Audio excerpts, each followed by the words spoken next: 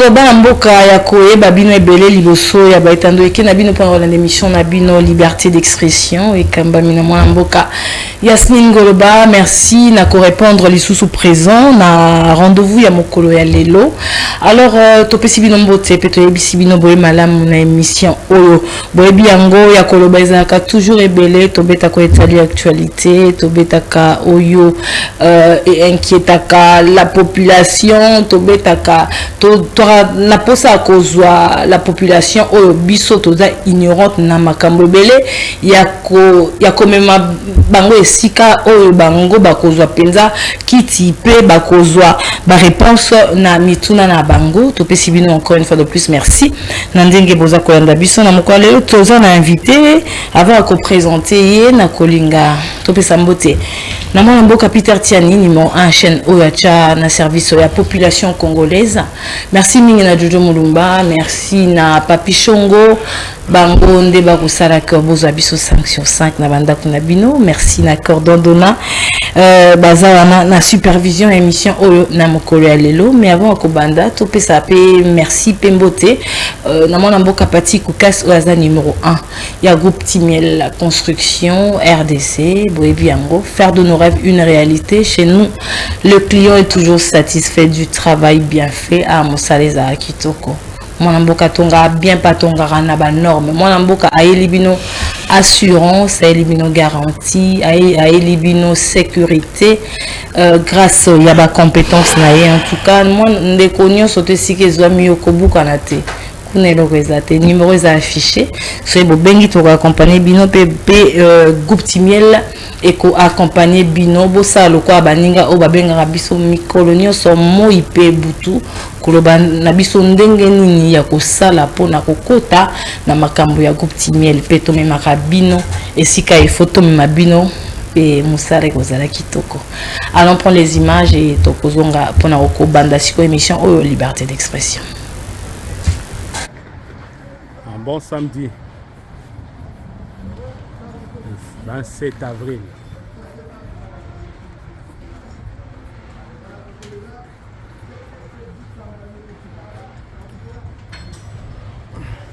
Là, la livraison a été faite aujourd'hui.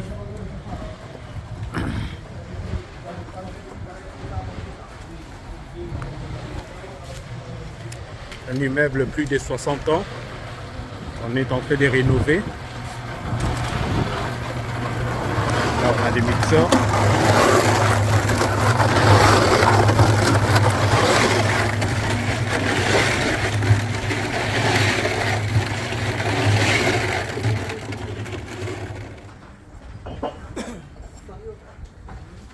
Façade, on a déjà démoli, on est en train de les refaire.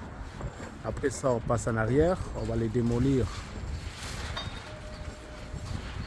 les refaire.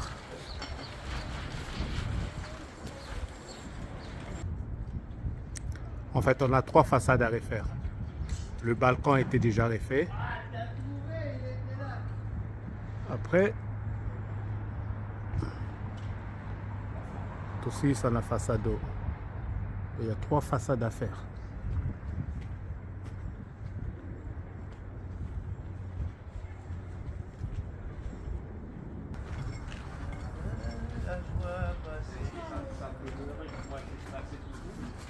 Non, c'est bien comme ça.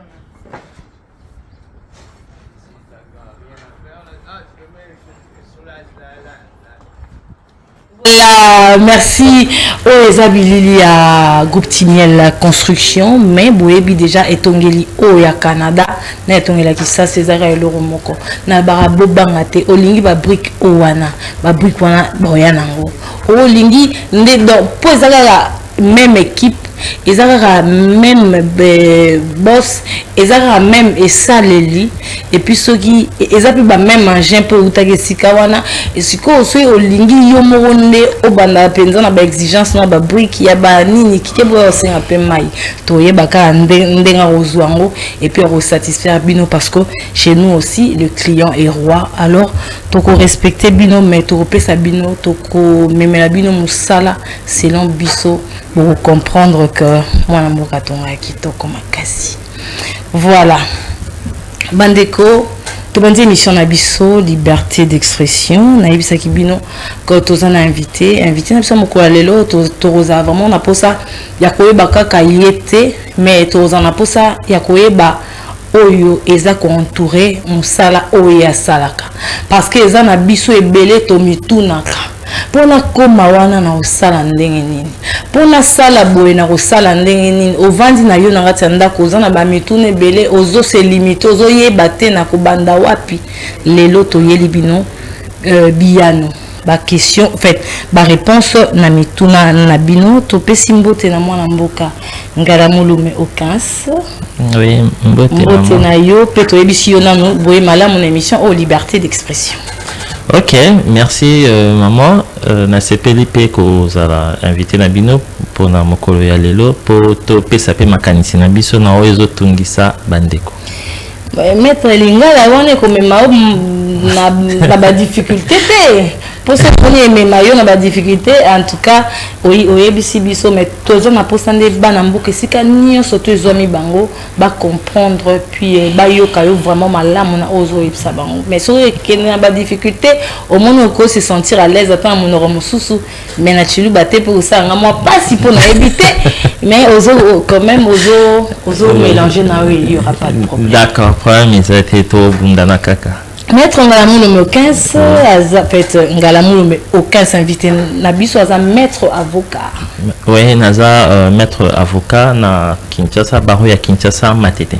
Ah baro Kinshasa matete. Maître na ninga mabete na banda kokola. Abai na maman na biso ke ngai fona sala droit. Sika no se moke na ngai. Ozala muta avocat bawa matete pour la ngana mundi azu limiter nga pour ndenga azu kitisa nga boyene etika la ngai na kumaka bawa matete sino ka bawa matete na bi mama bana ekolinga ko kangote na ebite so azaka na ba blessure kuna akena ko porter plainte na ndako ne mo bo akinkole kuna bawa matete basala ebo bazongisa ebo aperda ndako il faut azaka choc mais pour na nga lelo na banda na nga naza pour ça ozongisa ngai image moko ya bien ya baro matete. En fait baro eza bon net makamanda ko funda na baro te makamanda ko oui baro eza pour na avocat puisque avocat baza ozo bangot avocat musa baro matete non eza place bazo appartenir donc puisque awa na Kinshasa baro eza na ba cour d'appel toza ba cour d'appel mibale hein donc cour d'appel ya Gombe na cour d'appel ya Matete. Siko avocat oyo ako prêter serment na ye na Matete ye aza attaché na cour d'appel ya Matete. Mais il lobite kaza limité ka osamba kaka na Matete. Akosamba bisika nyonso sur toute l'étendue de la République. Na babaro nyonso akokende akosamba na ye mais seulement appartenance na ye ya place à prêter serment eza na baro ya Matete. Maman peut près la cour d'appel. Ndesi erobi la Gombe to kenet na ona world. Non, eza world, eza bongote. On a tous la même qualité. Oza na Matete, oza na Gombe, eza plus que na Kinshasa comme eza capitale, eza nene, yango toza na babaro mibale. Mais na chaque province cour d'appel eza moko, baro eza moko. Donc biso nyonso toza au même pied d'égalité. Bandeko, bomoni ngai après combien d'années na yo kozabiano? Je suis sûr que bino pe. Moi mboka oza nani parce que bana bato bakotala biso baza na posa oyeba ba mituna ngo biso eza nini aza avocat siko ba avocat na mokina na Congo basilia asa na particularité nini o azoyebisa biso que ba mituna na biso kozwa babiyano et pas mettre au 15 Ngalamou. Oui, en fait au-delà ya kozala avocat ya baro ya Matete naza président ya union des avocats vivant avec handicap de la République démocratique du Congo nde eloko ya motuya o na yeli awa pona kotalisa pona nini ekelami ekokende ndenge nini donc c'est ça kokelama nango ekelami ndenge ni pe kelami quand. Est-ce que Bouta Tobanda ezalaka kaka ou bien ba personne vivant avec handicap bazalaka peut-être na ba réserve moko par rapport peut-être à kota na kata musala na pi. Oui et bandi penza kala penza te likanisiwana eye pena kala te mais ceux qui likanisiwana eye eza pour lelo oyo personne vivant avec handicap, en général, aza mutu lokola mutu nyonso. Donc handicap ne ekoki ko limité te à accéder na musala ya ki avocat po biso nyonso oyo totangi tobundani pe avec autant de difficultés aussi ici na ba université net na ba campus wana, mais au côté na musala ya avocat oyo bandaka ko rêver mais au sentir que ezana ba biloko moko boye oyo ezo sala que on dirait moi considération eza penza makasité to boza un peu limité en fait na musalango par rapport ya handicap na bino. Donc c'est comme si ba makambu na bino eza penza prise en compte te ya monde tozwa ki likanisi wana ke lelo oyo mingi baza pe handicapé o baza na musala ya ki avocat o bazo vivre bazo bokola mabota na bango kaka na musala wana, mais ce que tali ba contrainte ya musala ngo na handicap na bango ezo kende pena malamu te ya onde tozwa ki likanisi wana ya ko sangisa bandeko oyo nyonso baza na musala na ya ki avocat mais baza na mo handicap. Handicap nyonso to ko le puisque lelo mingi ba omona handicap plus physique, mais lelo omona déjà eloko na holoba atam susu eko la musabato puisque omona lelo ba avocat misusu to ba kondi misusu à chaque fois qu'il faut peut-être attendre il faut ta lunette. Ils ont déjà forme handicap, mais bah autant on pensa comme capacité par rapport à au temps sous ba moni moto voilà aux hommes physiquement. Alors on dit dans ce qui les canissons dans le but to ko kendeka kaboité. Les union des avocats vivant avec handicap c'est une force, c'est pas une faiblesse. Tozo senga mawate to négocier pété to talisake. On est congolais, on a tous ce droit là que musala nanga il faut na boko le lango libota nanga na bana nangai. Donc ekoki kozala te que ba mesure tozozwa et avantager tant mususu bande ko misusu mais ba misusu et avantager bangote pour lelo toki kozwa exemple moko ya muke tozongi na nini misala oyo tosalema dernièrement nazuka exemple wana naza avocat naza na client oyo faut na défendre tant sur la cour d'appel ya Gombe mais naza en situation de handicap na komi na Gombe audience il faut banda tant mususu et banda à 9h mais ngai siko compte tenu ya difficulté naza nango nanu ya mobilité au komi na Gombe wana aux anacés, il faut m'attendre à deuxième niveau. Ascenseur exact. Mais on a réfectionné ces bâtiments-là. Mais on a réfectionné pour qui? Puisque les lotos comprennent que non, les avocats en situation de handicap, accessibilité à l'infrastructure judiciaire, exact, c'est pas prévu. Il y a des handicapés, les lois en chaise roulante. Aïe, il faut défendre Moutunaye pour défendre Wana, ceux qui à l'ongito à Salimoussana, ndeba kofutaye, à fouter Liban à Minerval, à Sali et Sénéli Kosala. Mais si ko aïe, tant sous difficulté dans le transport, Wana, ils appellent Marabutu par rapport, il y a état nabis congolais, difficulté tant sous le transport pour tout le monde, non, bah, bus, c'était que non, bus, Wana, ils appellent la personne handicapée. Donc tout ce qui se fait, c'est sur mesure pour n'a valide. Si ko na Moussala, il y a qui avocat. Sort il y a avocat en situation de handicap ezanine pour au commun na motoko sunga ota mususu amatisa likolo azate tribunal ekozela yote hein qui était lokola ye aza en situation de handicap moi ba mesure moko boye ba pesa biso que ye il faut botala bosala te ezate. Donc ce qui a faire na yo c'est les kaki et les qui siko client wana oko expliquer nini que te papa yo kelanga mawaponga na situation de handicap yango il faut ofutanga ito tu vois lelo to ebindinge makamango kendaka akotala ki teye aza capable te donc aza makasi te ndenge balobaka te avocat makasi tout ça est-ce que kozala en situation de handicap c'est une fatalité? Non, ces avocats là ont droit yango moni que to vandaki na bandeko to kanisi vraiment ba appuyer ngai et dans senga pe ba oyo ba moni que baza pe la situation en tout cas baya ko rejoindre biso pour tout ça la moins force moko et puis token de liboso. Maître banda au créer ango donc je comprends na ba dire na que yo ne muto créer ango. Ouais. Banda au créer ango but na bino peut te comprendre est-ce que ozo atteindre ango ou bien ba message il fallo le qui ça pour na pas comprendre et sur atteindre ango ce qui oui na combien déjà il y a un pourcentage boni pour c'est pas facile hein? Ouais, je sais que c'est pas facile. Ouais, en tout cas depuis que Bandiango on attend quand même, il y a des gens qui appellent, il y a des gens sur les réseaux.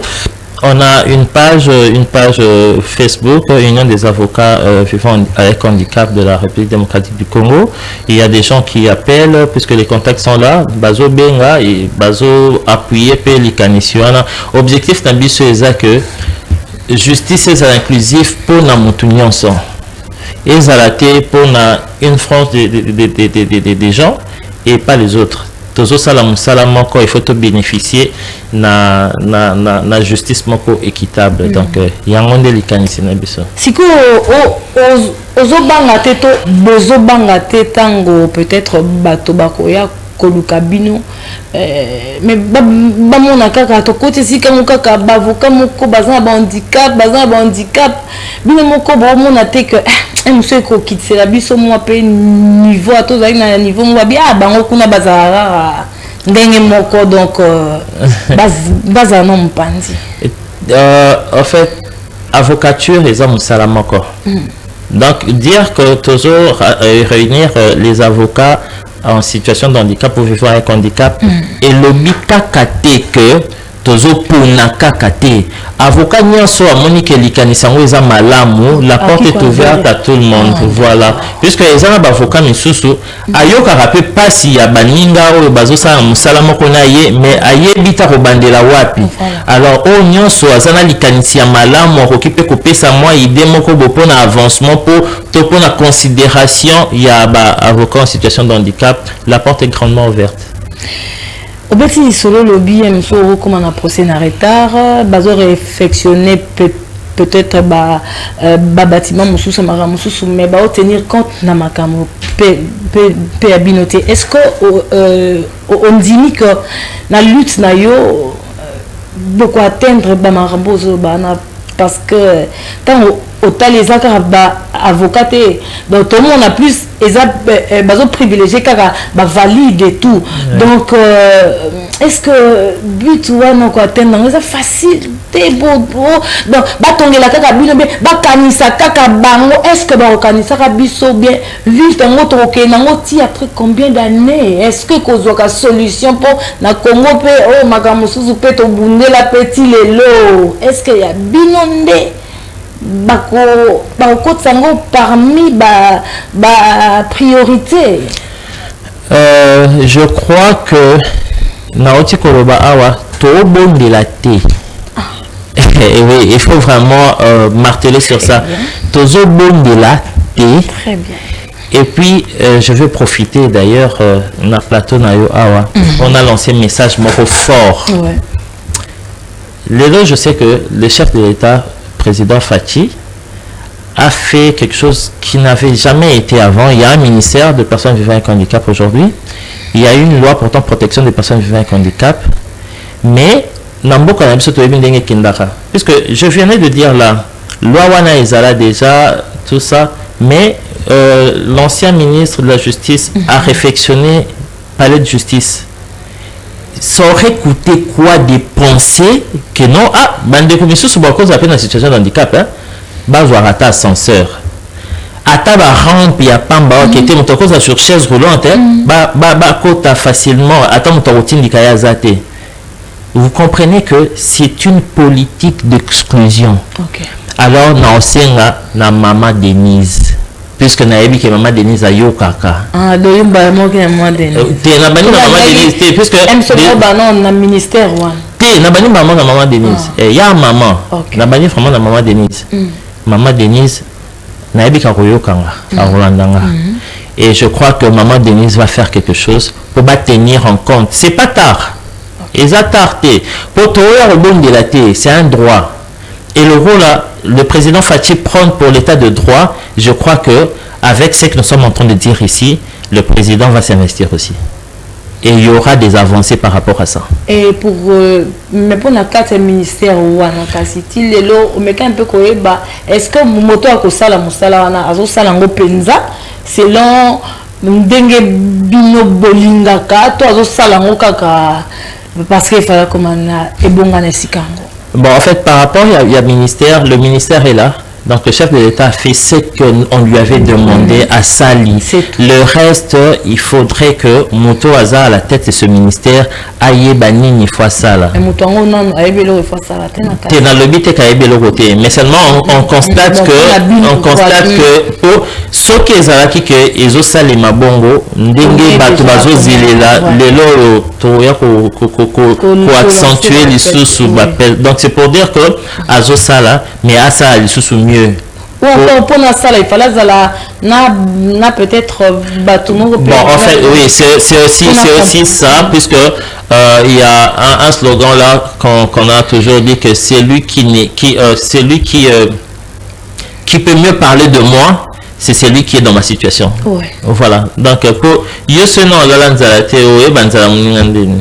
donc c'est un peu ça. Alors je crois que maman la ministre, ce Karioka, en tout cas. Elle est avocate, je crois. Elle est extrêmement avocate. Non, elle est avocate, elle est ministre, mais déjà par cette profession d'avocat, donc elle doit comprendre qu'il y a des avocats qui sont en situation de handicap et aujourd'hui, handicap, on est comme le moins faiblesse dans le donc il faut bondir la temps sous client pour appeler ça et dossier, on dirait à Zoye batté que ils ont droit naïe, mais la contrainte, il y a un salango et comme ici, biso na position, voilà ce qui n'est pas bon. Pour créer un go idée en tout cas na ozonga penza ozo idée wana c'est que okutana marambo belé peut-être na rokola na yo ou bien na parcours na yo académique yango mte sala que ozo idée wana ou bien zaka parce que comme avocat et puis oza face à ba difficulté mususu yango mte tinda yo à créer union et avocat vivant avec handicap. Non, Ezaka Kandenge au lobby, c'est quelque chose qui a bouillonné en moi depuis, puisque Ngamoko, handicap, moi je connais l'handicap à l'âge de 3 ans. Oh. Voilà, suite à une piqûre et tout, à l'âge de 3 ans, et imaginez si koyo, ba difficulté ni nakuta ni nango que au salipé parcours au Koti campus ti aussi ici déjà pour votre information moi j'ai pas fait la maternelle puisque il y avait personne qui pouvait me transporter pour m'emmener à l'école. J'ai pas fait la maternelle donc ce sont des efforts donc je me suis vraiment imposé que les loyo naza ou nazali mais ce que ba difficulté on ti la profession de continuer dans boyété il y a on est la terre bon on a peut-être entre guillemets sous nzamba sungi que naza quand même na ata 10 francs zomonana moi mais ba o baza na ngote mais bazo sala pe musala moko na ngai il faut tokanisa donc c'est un peu révoltant mais il faut vraiment tokanisa que les loyo ba kontina biso pe ya babaro ba meka kotala que na kati wana eza d'ailleurs pour votre information il y a 2 ans passés, na baro ya matete. Je crois que dans le bango, mingi ba évité, mais na baro ya matete, il y a eu un avocat malvoyant. À ça la test né à baro et il a vraiment excellé. Mais les loyo, on l'a accompagné en quoi? À continuer ndengini. Je me permets de citer encore, il y a Maître Dominique Ngalamolo, que je salue en passant, qui est avocat, mais malvoyant. Est-ce que mboka na biso nyonso wana bakoki kotala yango bakondi na biso ya babaro bakoki pe kotala yango te? C'est ça. Puisque déjà, avant tant au latitude pour mon malam, ils ont handicap, mais ils ont considéré yango, oui, ils ont considéré yango te.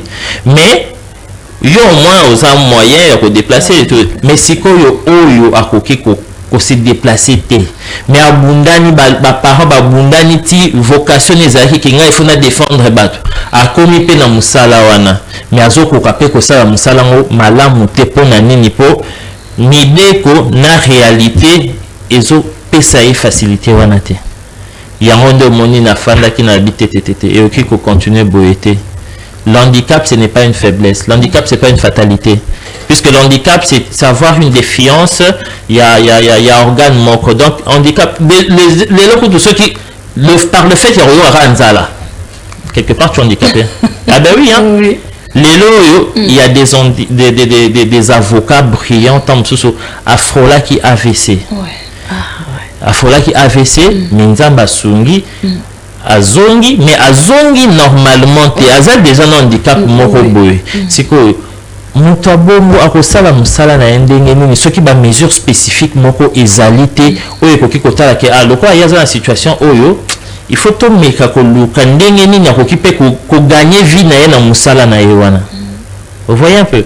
Donc eza ba biloko nyonso wana nde esali ke te le loto zo likanisi wana to ebi que c'est vraiment pas facile na mboka na biso. Ils ont facilité pour quand le lobby handicapé, mais je crois qu'on va vraiment faire des efforts pour que ça aille mieux.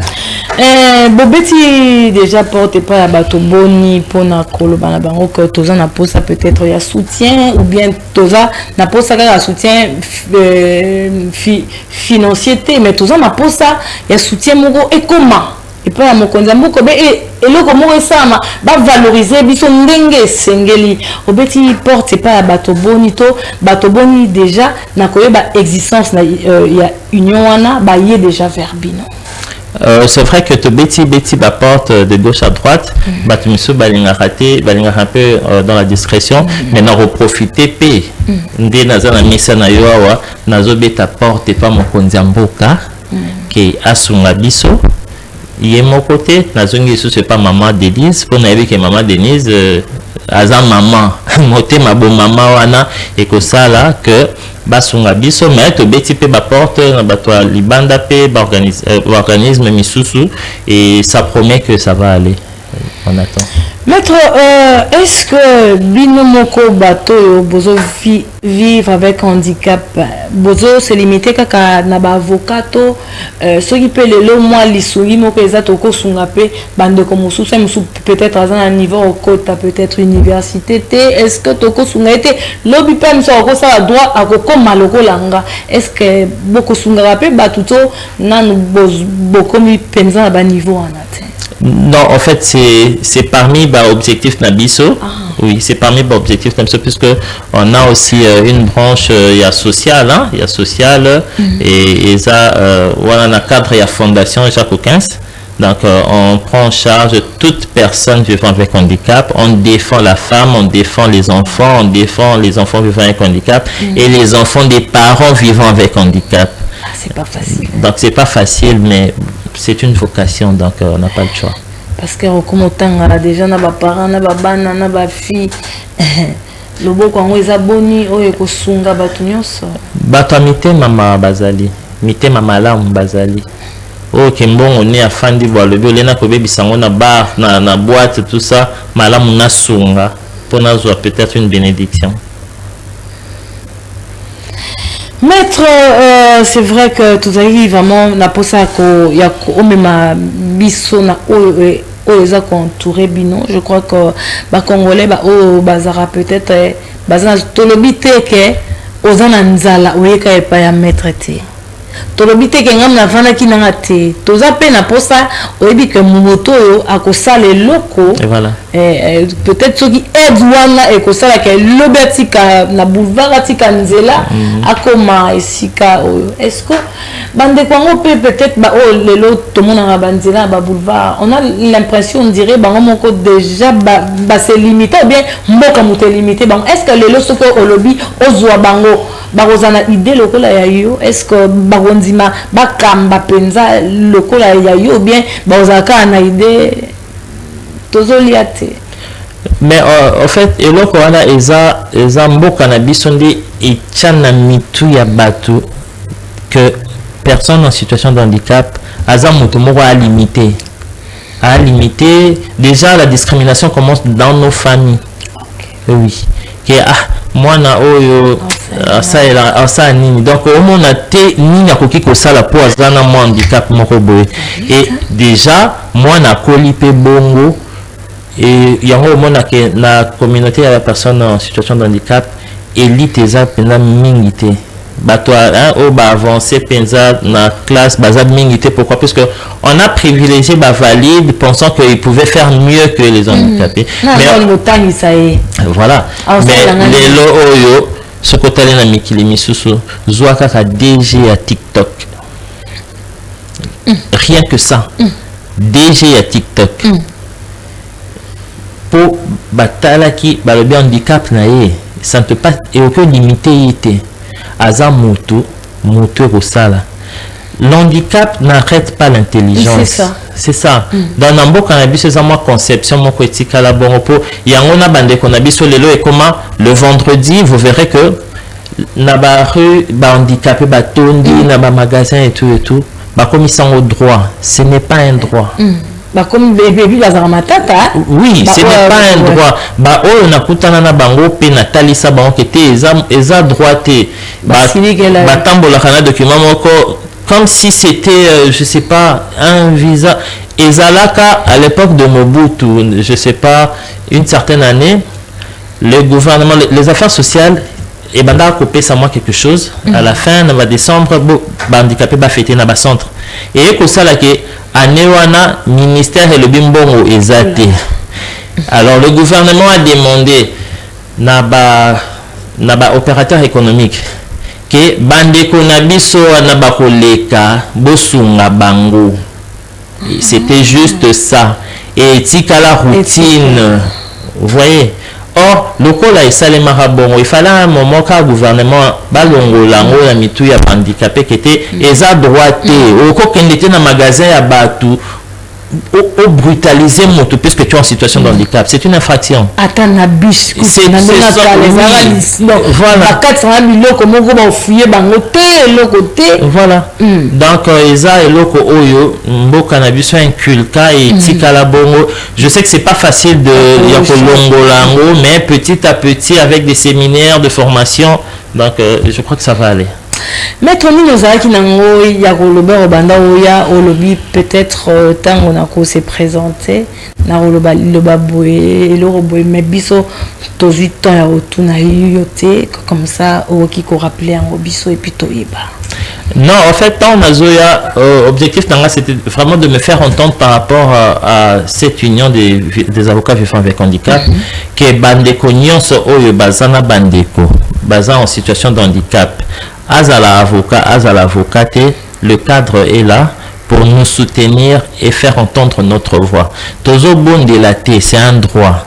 Alors j'invite vraiment tous ceux qui sont dans la profession d'avocat ayant des handicaps de venir nous rejoindre dans l'union des avocats. Mais tu m'as bien abîmé avocat yango. Au moment où tozo bon de la T, c'est un droit. Et ça normal mais biso tout le monde il y a zolo beza droit c'est gazo obligé biso.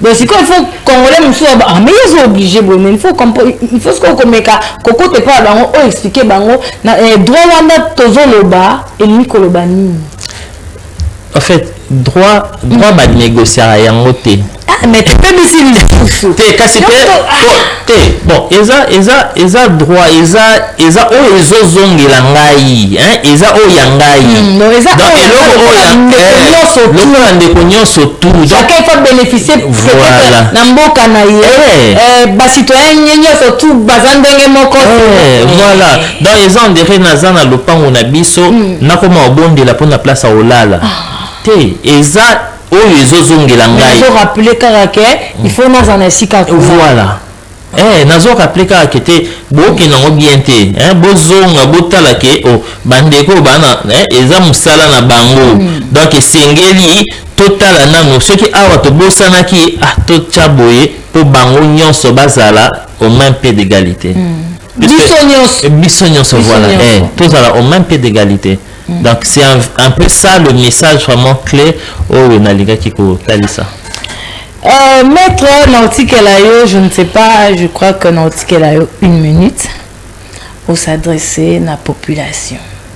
1 minute, moko oyo olobana biso, pour convaincre biso, une minute moko oyo toyo que la batu ya handicap mabate non parce que ça peut mabetoko kana mabate mawa non basala toza ko ebete mais bango pe bazala na posa ya part ya héritage ndenge biso nyonso tout tozwaka donc osolola na bana mboka osolola na mokonzi ekolo osolola isona mama Denise osolola na général Amisi Tango Fort papa pa lukara ba bénédiction de partout penza ya lukara ba bénédiction je ne sais pas mission o bande bandi comme on a yeka mtezo yelanga alors natikeli une minute à la caméra osolola na baimboka.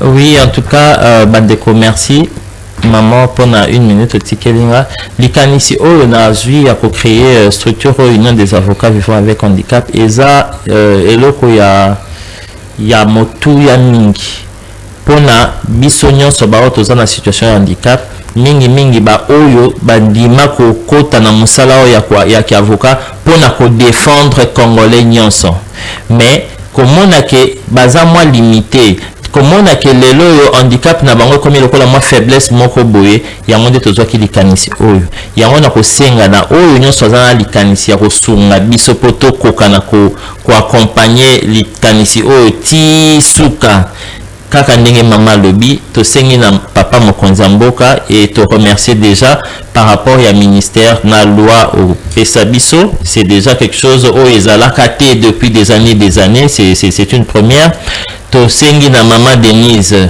atala biso asunga biso potozana bosenga wana ya kokende na likanisi oyo vraiment ti suka po ndeko nyonso oyo aza congolais apona musala ya ki avocat mais par circonstance ya vie akutana na handicap oyo asueta kite ayeba na kozwa musala na ye comme gagne-pain na ye asunga libota na ye na ndenge elongo bani to sengi na papa Tango Fort kaka ndenge mama lobi papa yo lukaka mapamboli lipamboli yango eyelio to tandeli yo loboko toyebi ke yo o résistera pété na makambo boye toyebi ke ba contact kozala o ko approcher biso pour tout na biso nini tozana ngo bosenga et na sengi na congolais nyonso oyo ayebi ke azana ndeko azana situation de handicap eza fatalité te handicap eza te que non il faut bo discriminer moi na poison handicap na pesi exemple awa ya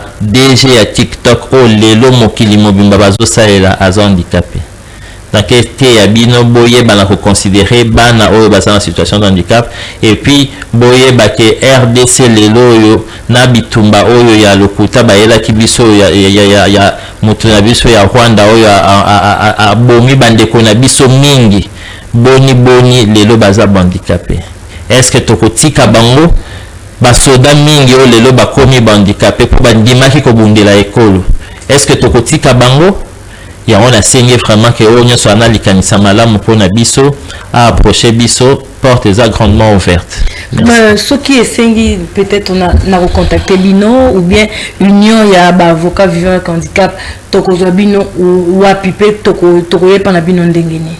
Oui, présentement pour na contact tokoki kozwa biso na numéro 089 64 67 088 wana eza numéro dans moko directement bandera 243 89 64 67 088 l'adresse mail c'est jacques15@gmail.com. Aucun peut-être nous sommes rebattés comment. Oui, aucun HOCKENS. Mais pour faciliter, comme dans la plateau Nabino Awa, pour équender bien, s'il y a un contact que vous pouvez prendre, vous pouvez vous adresser et pas maman Nabiso journaliste. Je vais laisser les coordonnées, ça sera plus facile pour Bakuta Biso. Toyambaki, président à l'Union des avocats vivant avec handicap de la RDC, maître Ngalamulumbe au 15, Oyo Tobetine, Likambo handicap, Oyo, Ngamoko Nanwawa, Nabanda Otambola bien, Kaka 2 semaines à Pamba, agression, Pota Pamba Zosa, Kaifona Simanzete, Pota Pamba Zagi, Nazoko Wape au télématé, ekozala mpe kaka na pota te noke kobukana kobukana mosusu mpe si na age oyo nazali nanga bien donc elingi oloba nini ezwaka moto nyonso tokosouete te okozwa yango na maladie na accident na baagression likambo wana ezwaka toloba kaka te bango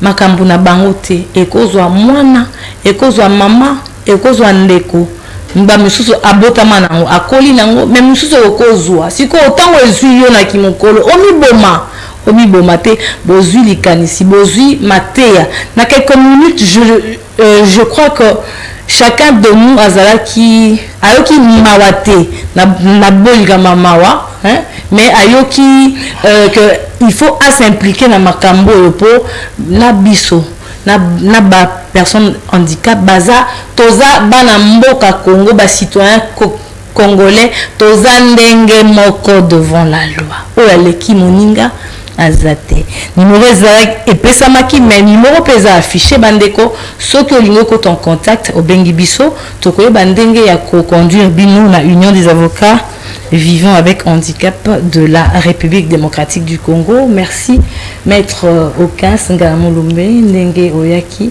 na plateau na biso. Je crois que Zambala soukate.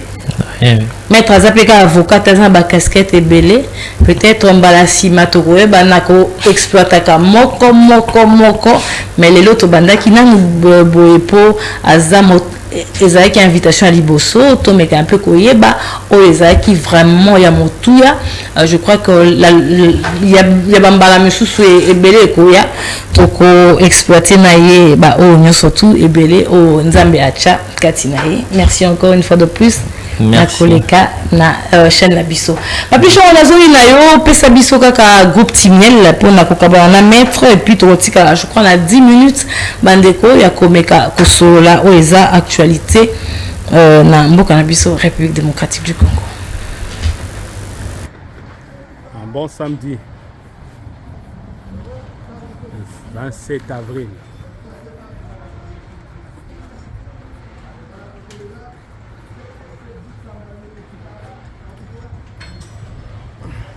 Là, la livraison a été faite aujourd'hui.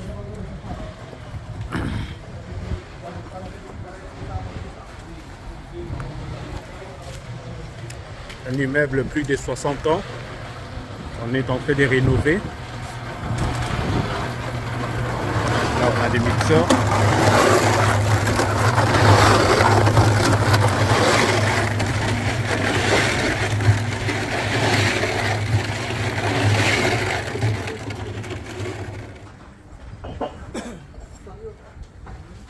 Façade, on a déjà démoli, on est en train de les refaire. Après ça, on passe en arrière, on va les démolir, les refaire.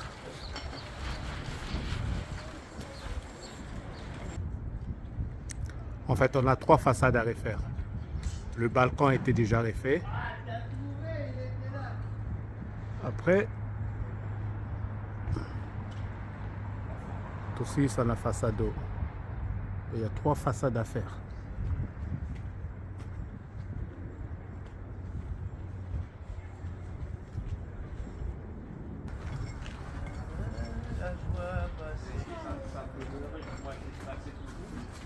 Non, c'est bien, j'aime ça.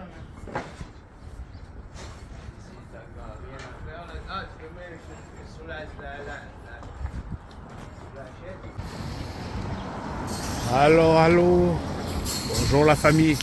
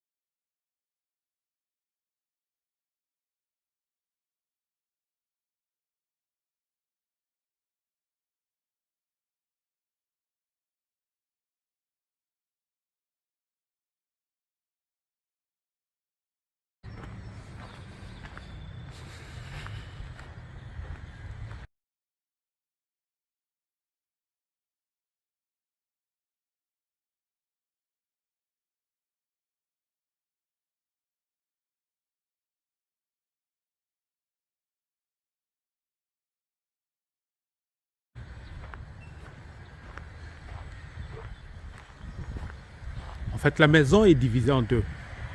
Côté gauche, et là, côté de mes parents. Ok? Parce que la maison est à Mounene. Côté droite, ils ont Bana. On va latino.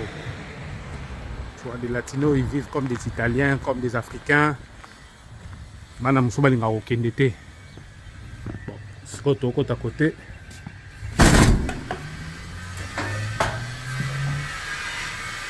Au côté de mes parents.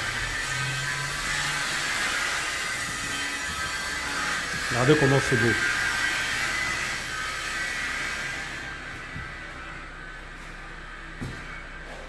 On est en train de faire un salle de bain.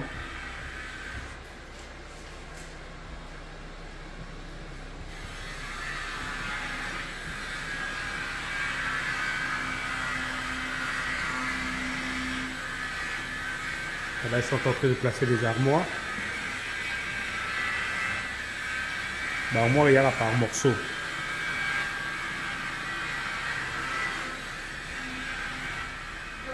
Mboka Toaki Bongo na maître Okasga Moulumbe, Aza, président de l'Union des personnes des avocats vivant avec handicap de la RDC. Pour qui n'y a surtout les Sengela qui y opposent à posta penza yako adhérer aux anaposa yako sunga aux anaposa ya orientation aux anaposa orienté bateau. En tout cas, bon contacter biso bien bozui bokozonga na chaîne na biso YouTube Ngoloba TV ozui numéro naé bon okoeba denge yako sala. Alors voilà mboka na minute muke totika nango. Est-ce que biso na bino Toyoka qui au moins écho. Toyoka qui au moins écho. Il y a sorti un gouvernement à Sika. Et quoi on a Toyoki en haut. Toyebi mokolote, toyebi pe ngongate. Koza lelonde, tozo mon dit déjà impossible. Mais ekozala. Tobanda ki koloba na plateau yo. Soki esengeli na bato bazonga. Na gouvernement ol. Tokozong sanani. Mboka, c'est vrai que c'est salami. Mais tant que yo mo komona o penza zongi ezaki ye penza to lingaki. O la zongi pona nini? Ou bien oyo na ministère o simbaki ete tata mo kondeko asala malamu ndenge a conduire ye peut-être sika mususu. Oh ye penza na ndenge to yebi ye akosala malamu. Totang ezali kangati awa bandeko na bandako bolobai na biso et puis à part bino na bandako bolobai na biso ba invité misusu pe awa balekaki balobaki bato babetaki mingi sete pa ya mwana mboka ministre ya affaires étrangères Mama Wagner bato penza moi si wana penza za moi si penza mais aza penza mutu esika mibali esika ni ya kobanga te akotaka penza pe alobi misusu nde nayebi nanga te nalobi ka oyo bato banda koloba o babe pe Constant Mutamba ye pe azalaki bato balobaki penza mwana mboka balingaki le populisme tala ndenge abanda ekosala dosoka akoti oyo ya kouta aéroport make makolo wana deya banunu mwa 19 millions ekotaki me soki acheka aye makolo boye population nyonso to ezolanda ye me apesi bango ata infrant te ti lelo soki ake procès tomonaka nde balandaka ye wana nayebi te so apesa bango infrant me na nde balandaka ye balingaki ye mpenza tokozwa basurprise basurprise na biso wana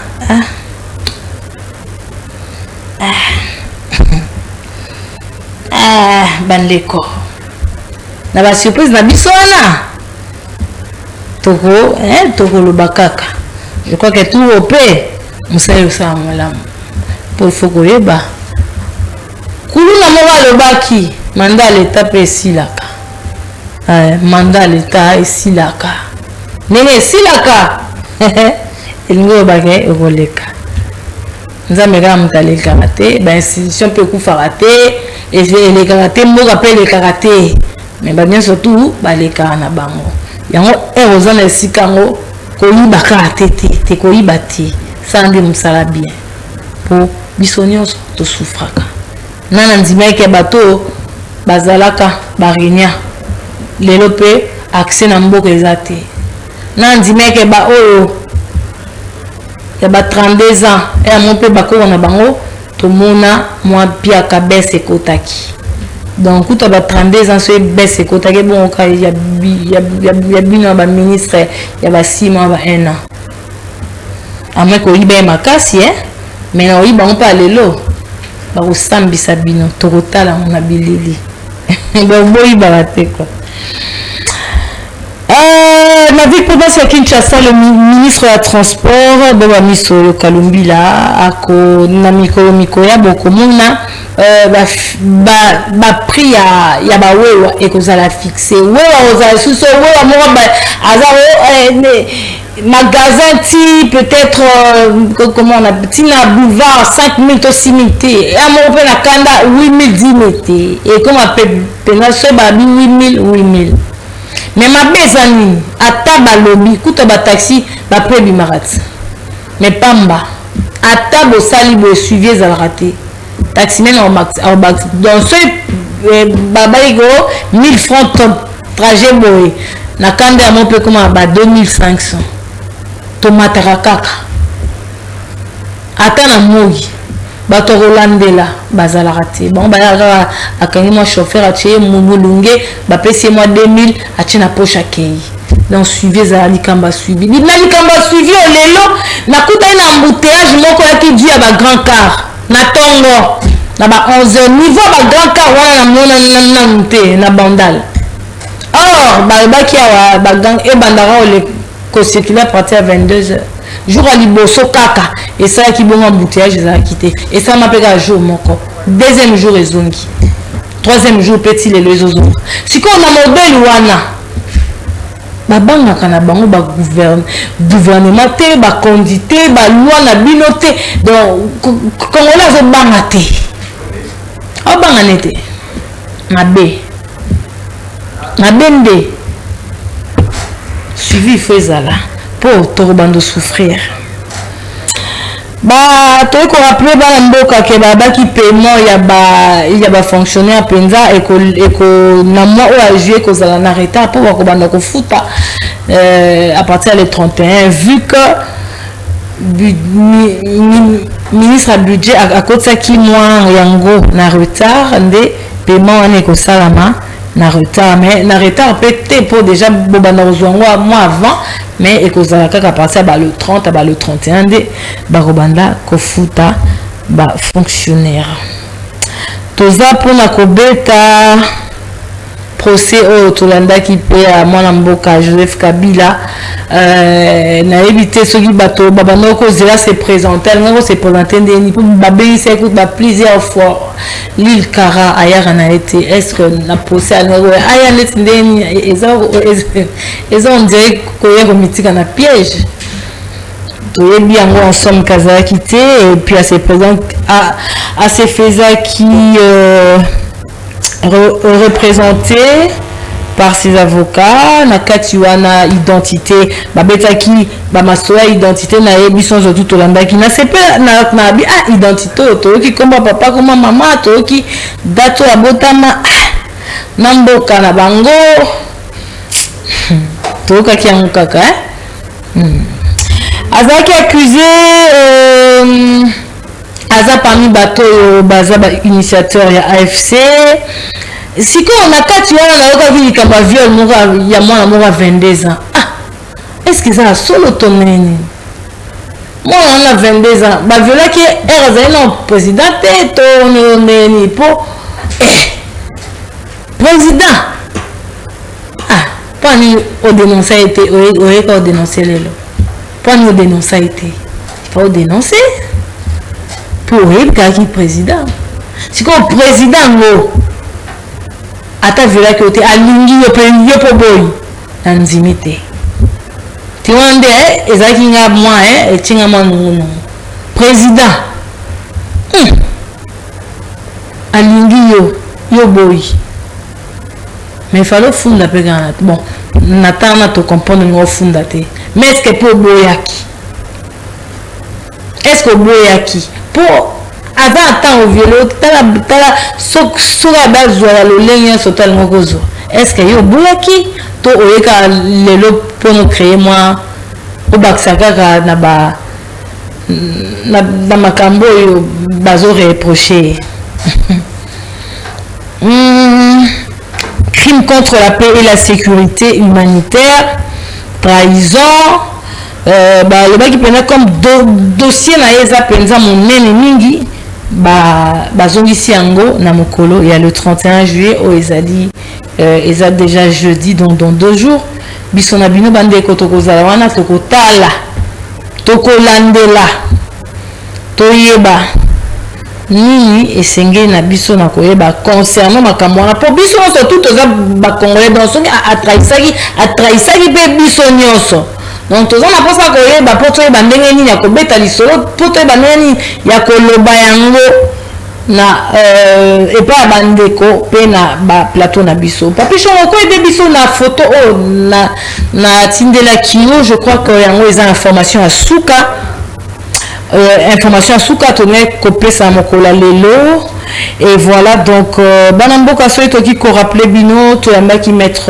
Ngalamulu mais aucun au hasard président à Union des avocats vivant avec handicap de la RDC tobeti masolo tokozela toyebi pe ngonga te to milengele mekala te eza sorti ya gouvernement Tomilengele et puis tobeti lisolo a pris ya bawewa koza fixé na gouvernement provincial mais tolobi na kati nango tozozela suivi pe salama tolobaka na elenga oloba te tolobaka te po tomona kebo sa musa kitoko te mais toloba pe suivi salama donc tomoni ke marabo bolobi na biso toko vivre na terrain eza eloko moko paiement na retard ya ba fonctionnaire et puis tobeti sowa Kabila o azalaki prochain ya liboso ezalaki ba reporter yango pour le 31 juillet o eza jeudi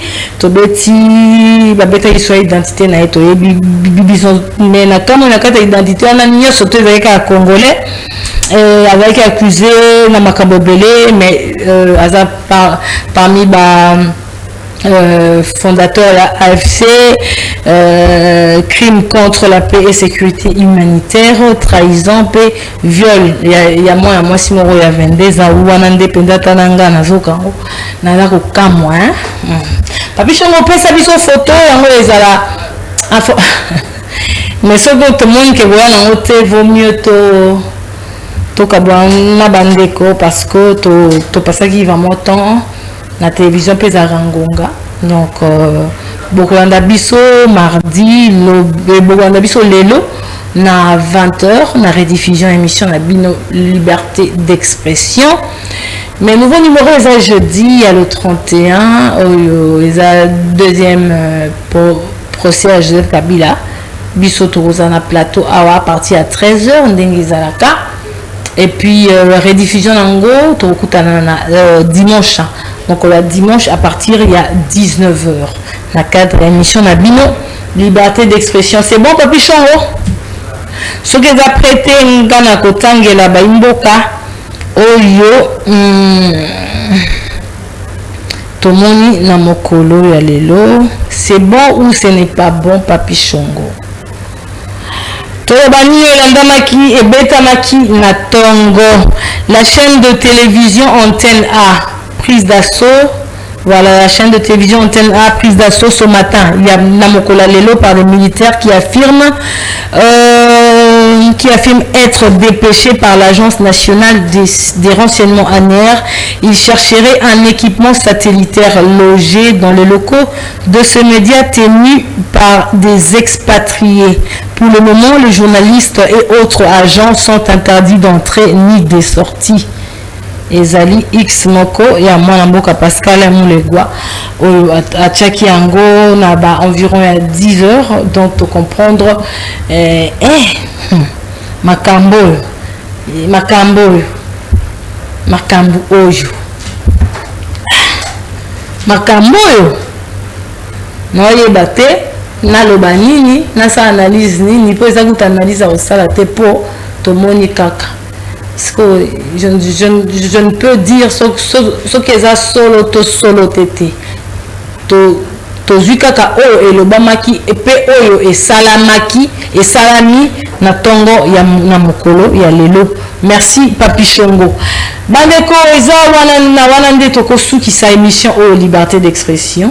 Merci na Jojo Mulumba, merci na Papi Shongo. Bazaki wana pona Olanda biso 5 sur 5 na bandako na bino. Merci na Peter Tiani numéro 1 à la chaîne Olo.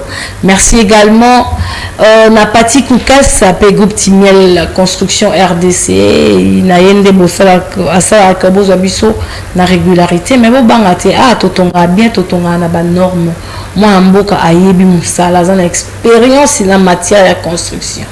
Oh, tous en construction, on a rénovation. Équipe yango, batu, équipe yango, musala yango, bangé yango, nyo surtout yango, siko batongelo ndaku. Omona soye kokana tina o na o Canada wana. Soye kokana te. Na éviter mais kokana kaka. Parce que chez nous, le client est toujours satisfait du travail bien fait. Tout coup, à 20h pour la rediffusion émission aux liberté d'expression. Mais entre-temps, jeudi à 13h juste pour un nouveau numéro. Tika Tenzamba Bati la Bisso, Peto Pesani, rendez-vous mon aîné, la sortie à gouvernement pour Milengele. Encore une fois de plus, merci la Bino Sotubolanda Gibiso, Tokutani Namokolo ya jeudi.